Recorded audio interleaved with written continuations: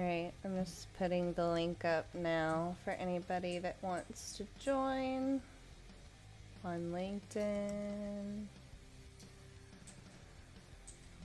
Cool. Okay.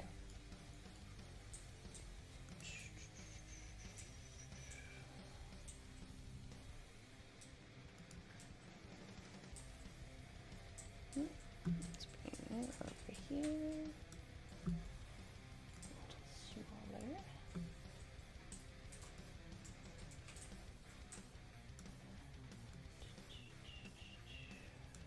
All right. Let's see how that goes. All right. Oh, I'm finally gonna get broker tonight. I did a lot of research on the configuration files of Nginx and basically how to manipulate them. So we're gonna just do it. I just want to be done with this one. So I already took my time to set up my reverse shell again. This is back on this ActiveMQ user. So for a quick recap from last time, we did a sudo tac L to check what permissions this user has as a sudoer.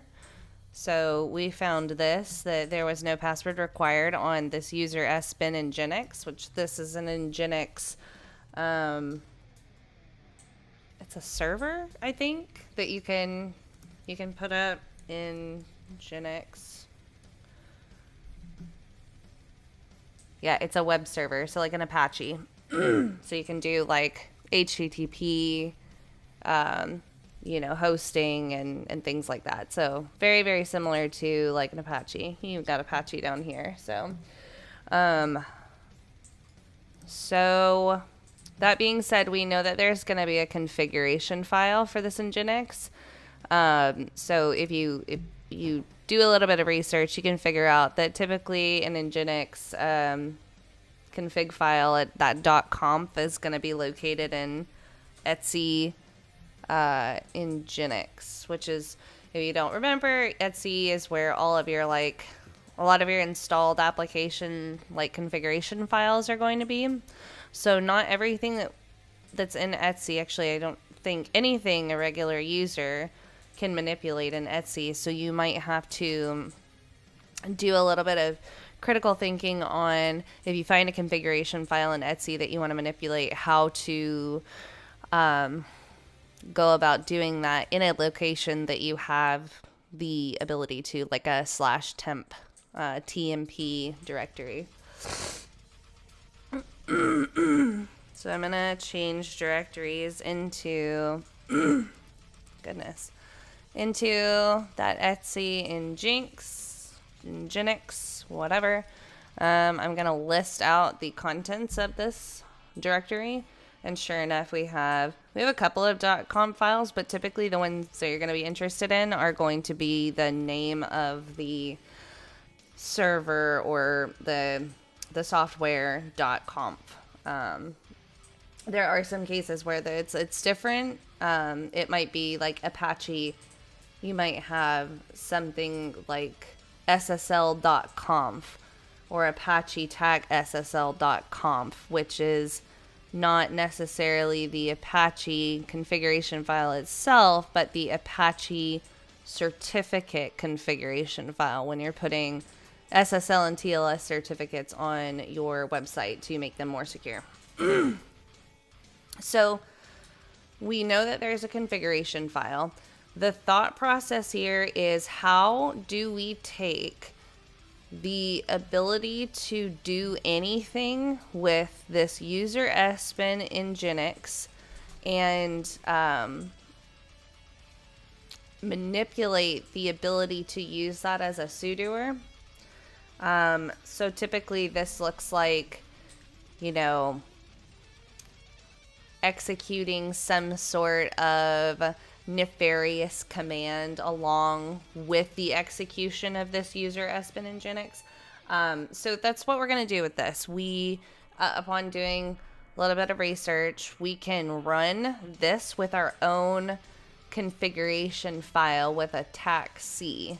So we would be running this user Espen and Nginx tac-c with our own specialized configuration file. And if we have one that's got some malicious stuff in it that can allow us to maybe create a reverse shell, maybe read the information within a directory, maybe the Nginx server loads all of the contents of what's in someone's certain directory onto a web server, and now you can just click through and view it. So we're gonna do that.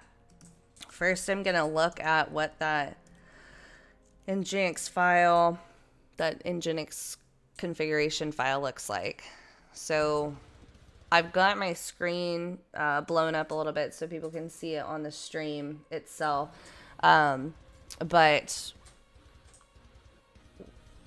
you're not going to be able to see everything on here in one go.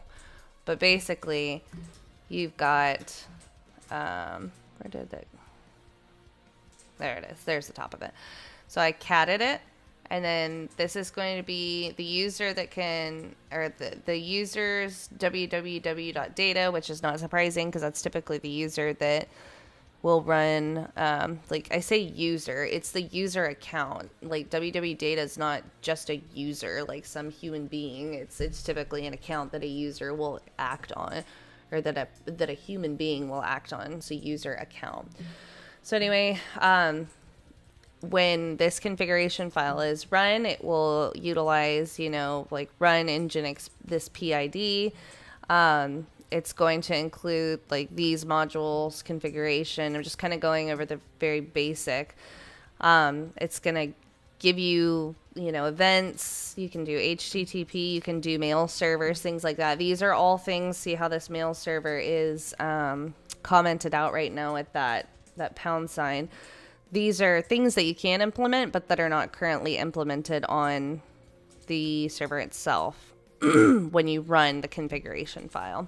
But see how the HTTP doesn't have that £, before it, which means that when the Nginx server is run with this configuration file, it's going to be running it as an HTTP server. So that being said, we have all of this information, and I kind of looked up so this is what a typical Nginx configuration file is going to have listed on its when you're looking at it when you're looking at it on your Linux machine. Okay. So you can do a lot of different stuff, but I had to go through and actually compile a couple of different resources to be able to figure out how to manipulate this file in order to make it work. Obviously I came across a couple of broker write-ups and things like that for Hack the Box. And everybody kind of does it a little bit differently, and that's totally fine. There's no one right way to do it. So I'm going to take some information that I found and go ahead. I'm going to copy this Nginx comp file to the /temp directory because I can't do anything with it here. I don't even know.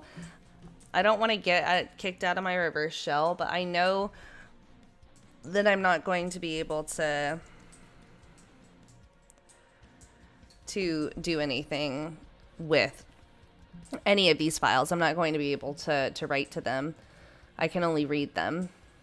So, yeah. So that being said, root's the owner. I'm not going to be able to do anything with this, but I can copy this file over to the temp directory and maybe edit it there to manipulate it further. Because remember, I said, based on my research, we can use a tac-c when running that sbin command with the Nginx server to direct our Nginx server to look at a specific configuration file. So I'm going to copy nginx.conf I'm going to copy it to the temp directory. Jinx.conf again. All right. So if we look in the temp directory, we see that we've copied over our configuration file, and the permissions that we have the permissions to read and write on it. So that's great. Okay. So I'm just gonna, for the heck of it, move into our temp directory. I'm going to go edit our configuration file. And what I want, no.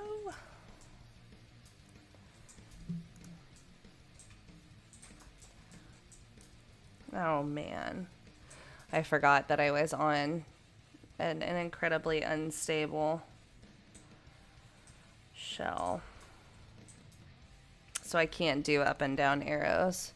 Well, that stinks. Okay. I'm thinking. There's a number of ways that I can do it. I'm just trying to think of what the fastest, easiest way is going to be. Yep,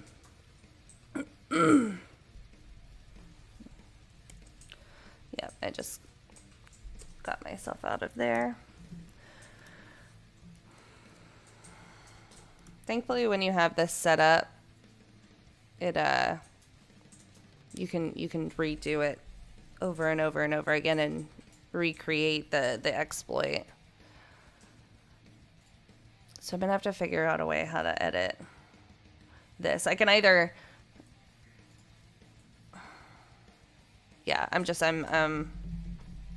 thinking of the easiest way to do this. So there's no wrong answer. It's just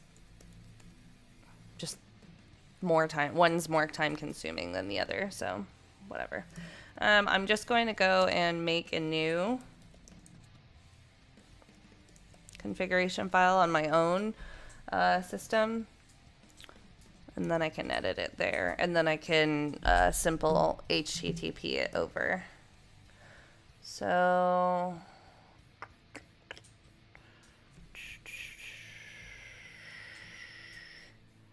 I'm gonna take this.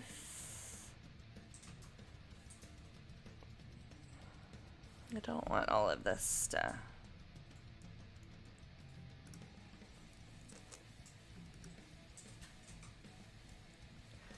I'm gonna copy, paste, selection. Okay. Oh goodness, that's pretty bad looking too. Okay. So we're just gonna make our own configuration file, that's just fine. I'm gonna do the default recommended, which is 1. I don't really care about the error logs or anything like that. So I can just leave this. I'm just gonna remove this because extra things in your files and your scripts sometimes make things break, and I just would rather have less to work with. Oh, okay. Worker connections. I'm gonna go with the default again, just because that's what's recommended. And it's because I really don't know nor care what that is going to do. What I am more interested in is setting up an HTTP server so that I can manipulate the files that are on the target. So maybe I can pull them over and view like roots files, and so I guess I should go back up here. The user that I want to act on, remember we saw it was www dash data. I'm gonna try to do root because that's another user on the system, and that's the one that I want to target. So I'm going to just target root. and see if I can pull roots directory over. I'm gonna put up a listener on. Oh, I need to do server first. I'm gonna make a server, not a service.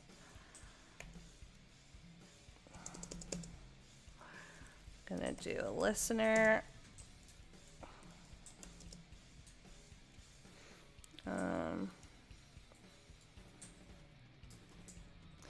On 3, 4, 5, 6 server name, that's just gonna be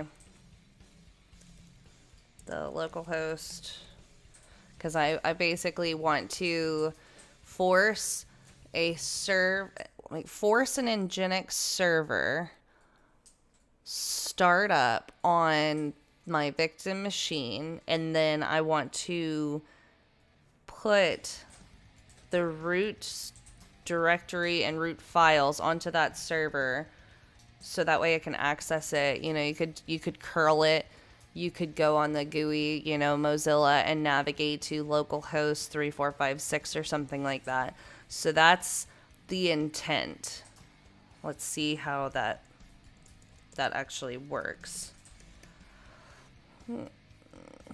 And again, there's some things in here that I'm putting in because tried and true other hackers have done it before, and they've said explicitly that there are certain configuration pieces that you have to put into this file, like this dav methods put, because of what we are attempting to accomplish. We want to enable a put, which means if you're not familiar with the get, put, post type HTTP, I don't know if they're called commands.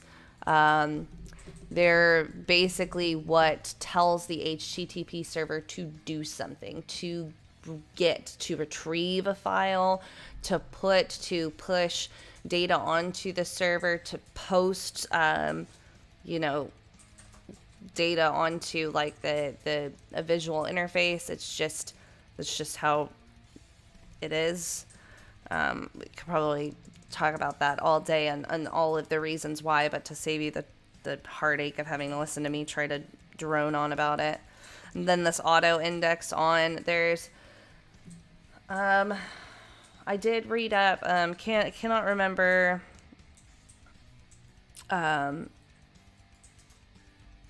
I can't remember exactly. I think the auto index is just to put the directory onto the server, so that way we can actually read the directories. So indexing with all of your recursive directories. And then I'm gonna close you off. And then I'm gonna save it. Yes. Yes, please. Please save it. Okay.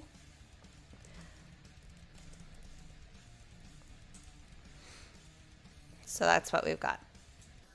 That's what we're working with. So, double check to make sure that all of my syntax looks right. So, I'm trying to get into the root user. I'm executing as a sudoer, so this should give me the ability to kind of bypass, those root abilities. I'm not really trying to become root. I'm just trying to act kind of like as root, I guess. Something like that. And then I'm putting up a server. I'm listening on port 3456. I'm doing the local host. I'm trying to push the root directory, that / into my, when I think I goofed this up. Trying to put that root directory.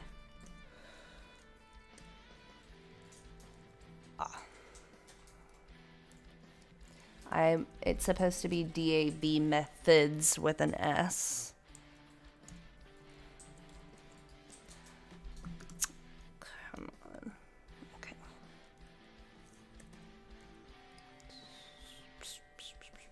That should work.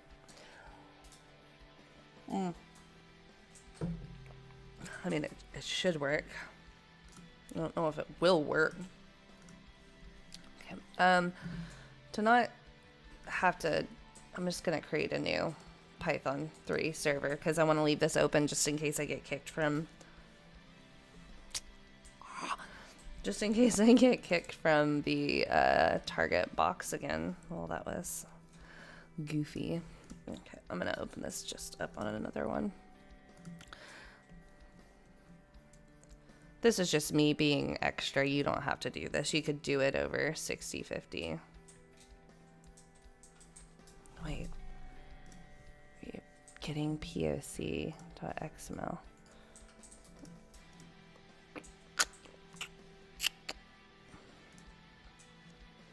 Am I in? No, I'm in the CVE directory. Okay. So I'm just going to do it. 3, 4, 5, 6. We'll just do it that way. And then this will give me access to my directory in which I wrote. No. See, this is why this is so... You get so wrapped around like the stupidest stuff. It's like I didn't think that I was writing this in Nginx configuration file in the CVE folder, but since I didn't realize it. I was just going to save myself the hassle of having to move in and out of this folder, but I'm already in this folder, so I can just use this port 6050. Like, that's stupid. I don't know. Sometimes we just get, we just overthink things, and that's what I'm doing right now. Overthinking things because I'm so freaking done with Broker that, like, I just irritating. So.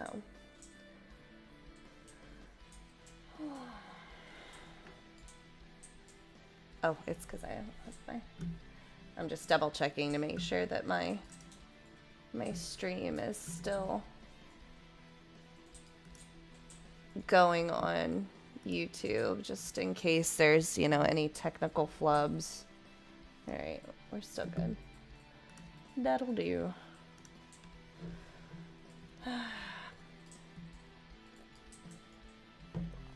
All right. Gotta get my mouse back. So crap, what's my... I think I gotta get my 10.10.14.3. Should be able to do, I think, let's see, wget. My senior URL. Okay, let's try to wget from 10.10.14, 3, 60, 50. No, try that again. 10.14.3.60.50, and we know that my thing is called Nginx.conf.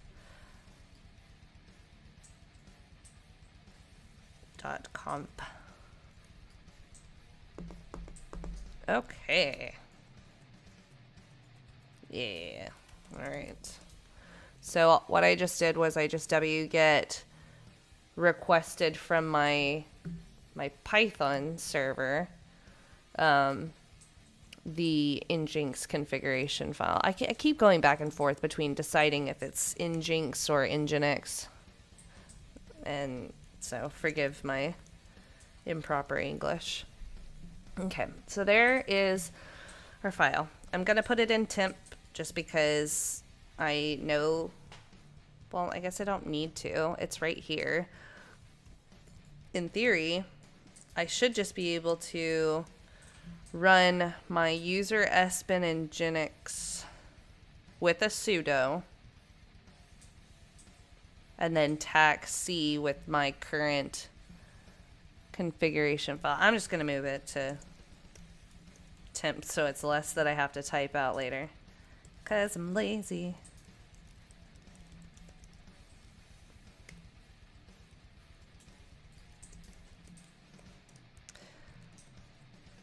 Yeah. All right, let's give it a whirl and see.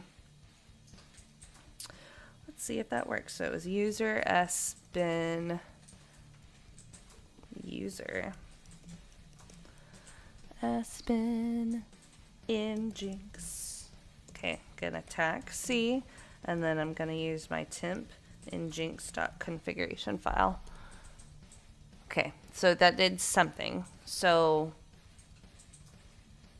let's just see what we can pull up.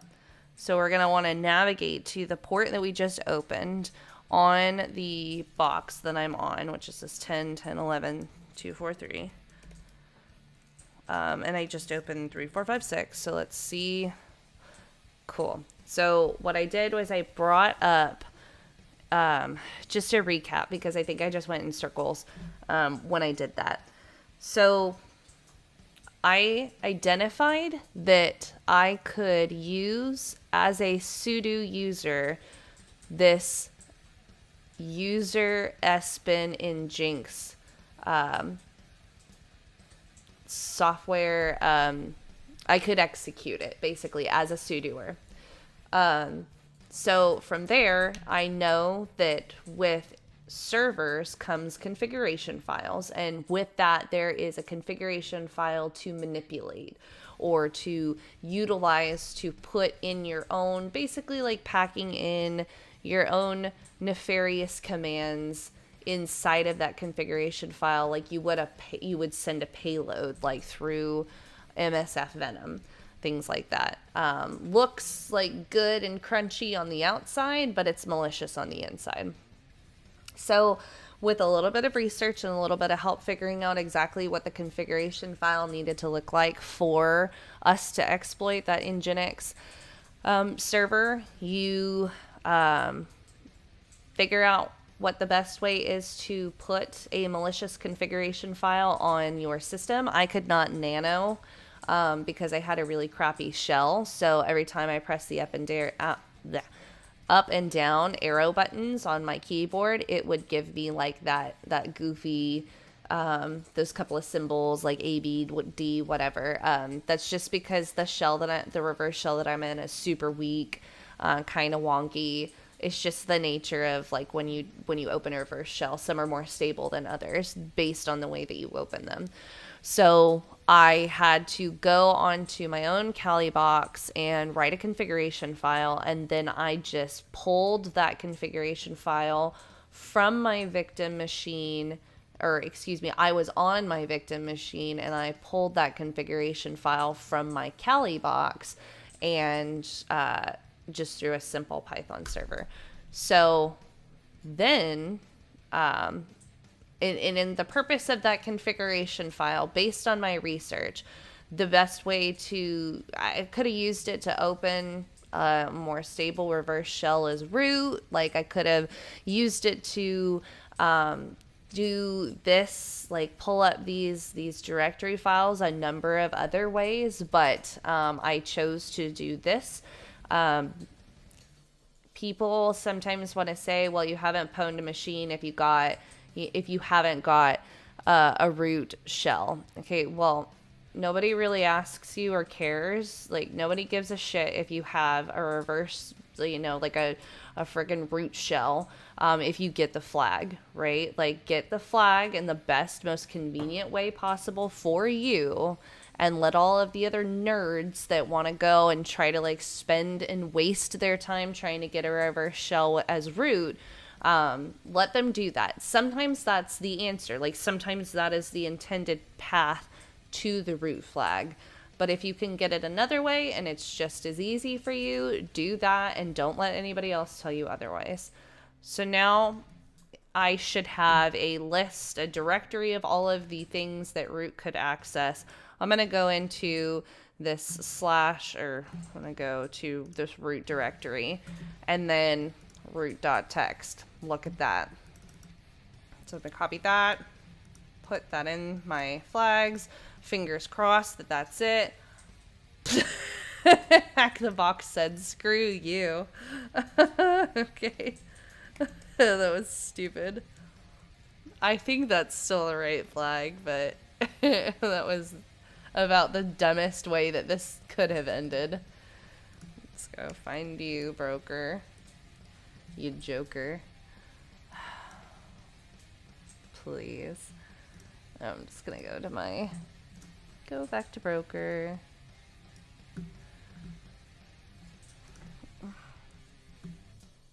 Is that what I copied? Okay, there we go. Oh my gosh, that was so loud in my ears. I don't know if the stream caught this that loud, but oh my god, that was so loud and terrifying. Yay, we did it. It only took 4 weeks. It's okay. I did it. I was gonna take you through the whole thing. So, I mean, that was an easy box. Okay, and some boxes are easier for others than, you know, like, I might find some hard boxes easier because in, like, offensive security, you've got people that are really good at web exploits, and you got people that are really good at Privesk, and you have people that really just like, you know, creating, you know, doing malware dev and stuff like that. And like, everybody has their things that they're comfortable doing and that they like to do. And when it comes to an actual engagement or like a CTF challenge, it pushes the limit of what people are working on, because it forces them to do things that they weren't, you know, necessarily, like, it's not their favorite thing to do. Like, you don't know if you're going to get on a box and get a bunch of web exploit stuff. You don't know if you're going to get on a box and meet, you know, some SQL injection stuff. It's just one of those things that's like, you win some and you win some just 3 more weeks than you thought you might. So the point is, and I tell this to myself when I'm like doing, like I'm working out, and I'm really tired, and I'm like, okay, like you can slow down a little bit, but just like keep moving, just keep making some sort of forward like progress, and like don't beat yourself up if you have to slow down a little bit. Just don't stop. And I think that's probably a pretty good way to attribute things like Hack the Box and OffSec, is like, okay, like you can slow down a little bit and you can take 3-4 weeks to do, you know, a machine. Even if you are like the smartest person in the world, you might struggle on some concepts, or just maybe have like a bad day and you're just like, I don't really feel it tonight. You know, just like, obviously you can tell I came into this one a little bit more drained, because this is my 4th session trying to crack broker, and I'm just like, can we just get this over with so we can move on to a new box, so we're not looking at the same stuff that we've been looking at the past 2 weeks. So it's like all about just continuing to make forward momentum. And I wanted to get on here and finish this one because, like, it's important to show everybody how you can struggle at things that you might think are easy. It's important to show you the thought process of how I am, you know, like working to do these things. And it's important to show like the finished product, because, you know, who knows, the next box we might get on and crack it like the next, you know, session we do. And that's like, would be super fine. But this one took me 4 sit down attempts, which in reality, I think each of my streams have been like an hour and a half. So about 5 or 6 hours is not really unheard of. Like that's definitely not unheard of. I see a couple comments that for some reason are not showing up in my little pink box, but I see them on YouTube. And Terminator Sec, that's a cool name. is asking what the camera and mic I use. I use it's a Yeti Blue microphone. So let me see if I can. Now that we've like pwned broker, like now I can talk about something else for a minute. Yeti Blue microphone. Let's see. Yeah, it's this one. Nothing too fancy. Just yeah, and I've got a stand. You can see I was looking at some Paw Patrol hats for my son. So I've got an upside down stand with the pop filter on it just to keep myself from spitting at you. And then the camera I have is the Razer Kiyo Pro. Did I say camera? Yeah, camera. It's the Razer Kiyo Pro. And I've got this behind a ring light. There's one that you can get that actually has a built-in ring light, but I already had a ring light and I didn't need an additional ring light. So I wanted to get the higher FPS streaming camera. So I really like it. The quality is very good. Here's the one with the ring light in it. So the quality is really good. And I really like it. So you can stabilize the shell in other ways too. So you could if the target had Python, I guess that's one way to do it. I don't have the capability to let's look at there was a broker walkthrough that I saw that had a really good write-up on their stabilization of the shell, and I'm pretty sure it was this one. And what they did was they imported an SSH key in a here we go. So they used an SSH shell to basically back out of their shell that they had and import their key into the known hosts files. So they were able to actually open up an SSH port through their through their Kali box. And so I know it's like super tiny to see. They did their public key. They went and put their keys into the host itself. Let's see if I can zoom in a little bit. Yeah. So they went through and they got themselves an actual SSH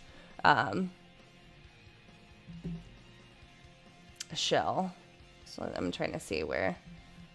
Yep. So they just went through and put their key in the known hosts file and were able to, do that. So, I mean, yeah, there's a lot of different ways to do it. So,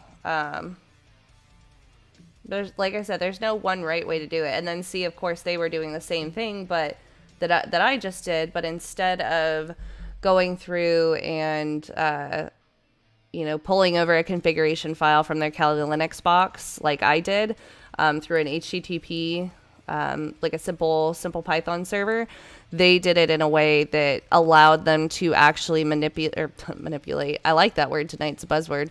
To actually edit the configuration file on the victim box itself. That doesn't mean that they were editing it in Etsy. They were just able to nano and use your arrow keys to be able to do that. And then they went and they did very similar things. So yeah, I mean, like I had said, and then they curled actually everything. So like I said, you could curl it. I like using GUI whenever it's convenient, and it makes sense. Sometimes when it comes to servers, it's just a lot easier for me to just traverse through the directory on the server. And what I mean by that is, like you've got all of these different files. I can just click through them. I don't have to go and curl, all of this information and do all that, because I don't really care. The point of me doing a CTF is trying to get the flag, not necessarily trying to, I guess I take it from a red team perspective rather than a pen testing perspective. And there's a difference between those two things. A red team, just to put it in like layman's terms, a red team is going to be trying to find really one entry point. And once they find that entry point, they're going to dig as deep as they possibly can through like one tunnel, basically. And my nose is so itchy. I have like cats kicking up cat hair, so I keep like scratching my nose.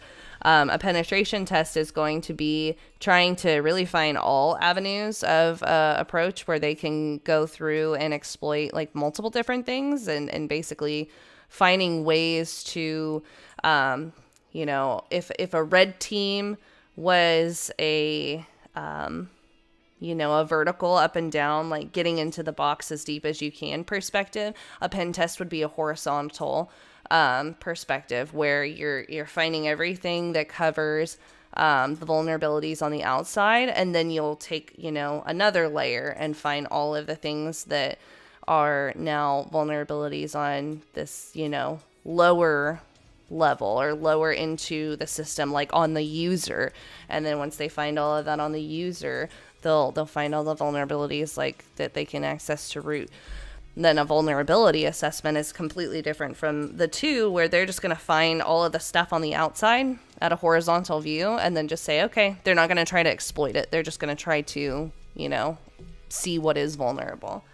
I haven't used Elgato. I mean, I definitely think actually, I do have my green screen is Elgato, which I know doesn't mean a damn thing because it's not technical whatsoever. It's not hooked up to anything, so I can't really speak on their technology, but their green screen was pretty nice. I went and got my Razer and did that because I have a couple of other Razer products, and my husband does a lot of gaming, so he's got some Razer things and could vouch for the quality of, he's like tapping on his keyboard right now. It's got that nice, like that smooth click. So, so I went for a Razer products as well, just because it was what's familiar to me, but I definitely am open to trying new things and testing stuff out. I don't think that this Yeti Blue microphone is like, top quality podcaster microphone. It was a nice microphone that I saw at Best Buy and was like, oh, I need something that's a little bit better than using my iPhone. So, I think I'm gonna, unless anybody has any other pressing questions, I'm gonna tap out for tonight and come back next time, and we're gonna do another box. What, you guys have any recommendations on what box you want me to do next? I don't care if it's easy or hard or whatever. If you guys, I do know that I'm restricted to retired machines, and I think I have to go look at what Hack the Box's streaming.